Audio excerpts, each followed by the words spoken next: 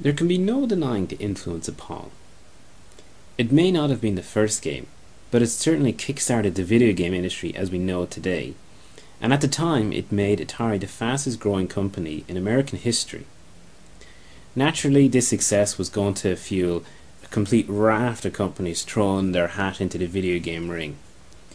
One such company was what I think are a telephone provider known as Binatone, or perhaps it's Binatone, I'm not too sure how to pronounce it.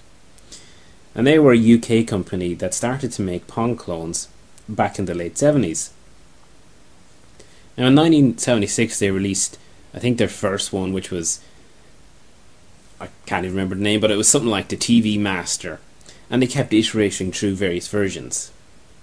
In 1977 they released the TV Master Mark VI, and the reason why I bring this up at all is because this ended up becoming what you could consider my first gaming console. Now, I grew up in a small town in Ireland, so in the 80s that was pretty much equivalent to a third world country. Some would say it's still true today. But I actually got my Binatone console, which is basically home Pong, in like 1988.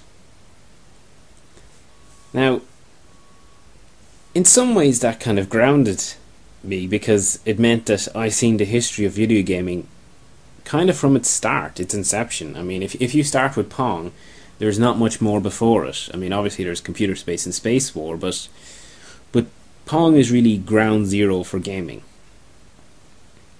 Anyway, on to Binatone Pong itself. The unit itself is similar to most Pong clones at the time. It comes in a snazzy orange, black, silver casing and was packed with 2 detachable paddle controllers. Apparently there was also a light gun, but I didn't have the light gun. That was quite disheartening, you could say, because, well, 2 of the 6 games required a light gun, so I was down to 4. And those 4 games were Squash, Squash Practice, aka one-player squash, Tennis, aka Squash again, and Football, or Soccer really. The 2 light games were Target and Shooting, but yeah, they seem to be dots and I'm guessing you shot them. Apparently there may even have been a colour model, but I just had the black and white. Given the nature of the games, somehow I don't think I was missing out too much not having the colour model. The games themselves were just, standard versions of Pong. Everyone knows Pong. I actually quite liked the football game because it varied things up a bit. You actually had, what was represented as a football pitch. So instead of having an open court area, it was all closed except for 2 gaps, which would have been the goals, and there was 2 players per team. So one of them would really be your goalie, as it were, and the other person is meant to be your striker.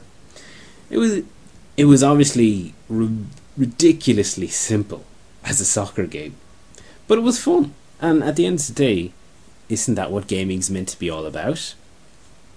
I do remember one cool thing about the unit.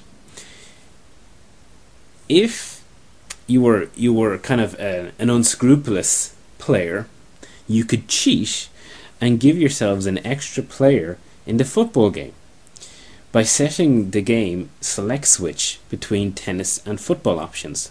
Because of course there was no cartridges, you just had a switch that you moved between the different inbuilt games, and as they were all hardwired, there was kind of play between when you were in tennis mode and when you were in soccer mode, and this resulted in 3 players appearing on the screen for player 1. You could perhaps add it as a feature. If player 1 wasn't so good, they could get an extra player to even things up. I mentioned about not having the gun, and yet because there was no internet, there really was very little gaming press where I would have grown up, and at most you had teletext, which was called Airtel where we were, but there was really no way of knowing what was out there.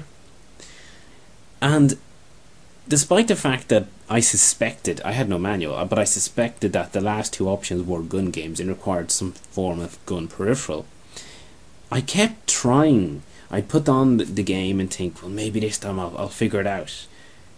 And yet, what was I trying to figure out? There was a dial controller. It literally, you could turn the knob left or you could turn the knob right. It was not even a button to try. Nevertheless, I would keep turning all the other buttons on the console, because there'd be reset, start, there would be, pacing of the games you could change, in a vain hope that I could someday, get those last 2 games to work. Of course, I never did. But in the end, Binatone Pong will always remain one of my fondest gaming memories. Now, I've no doubt that this is due to the fact it was my first true exposure to the medium. I often wonder what it'd be like starting out in gaming today. Even if you have something like the Wii, which people very much dismiss as, just as a casual game, it's just got gimmicks, yada yada yada. I mean, its controller, it has like 11 buttons. That's a far cry from my, single dial controller on Pong. And of course, you could say the games, Wii Sports, that's basically Pong. But once more, there's career mode in it. Practically, it's not quite the same thing. And if you were on a modern system, say like PlayStation 3? I mean, if you play something like Uncharted, that's an absolutely fabulous game. And I really enjoy the series. But I know, as much as I enjoyed the game, it simply won't hold the same place in my heart as Pong did. So, how would people today react? If they were to play Pong, I suspect to be, Jesus, this is very boring. But if they were then, say they started off with Uncharted, that was their first game, they got bundled with the PlayStation, in 20 years' time, are they going to go, oh, I remember Uncharted. God, do you remember when, you only had 1080p? Oh, you could barely make out the textures. It was so low def, and oh my God, the controller, it only had 27 button combinations. It was crazy. So, who knows where it's going to go. I always think it's interesting to hear how people start and what it is that kind of attracted them to gaming and kept them gaming. It was obviously compelling. I didn't just play Pong once and then turn it away and turn it off and say, oh, that was a novelty. Because I kept at it. I just really enjoyed playing it. So much so that we didn't really have very many spare sockets to plug it in at the time. But I would keep buying the batteries, and it ran on like 6C batteries. They were expensive. I probably could have bought a bloody proper console for the amount I spent on batteries. Thankfully, I did eventually get a Sega Master System, and I could get into what you could call proper gaming with interchangeable cartridges. That would be a few years down the line, and I'm sure it'll be a remembering down the line too.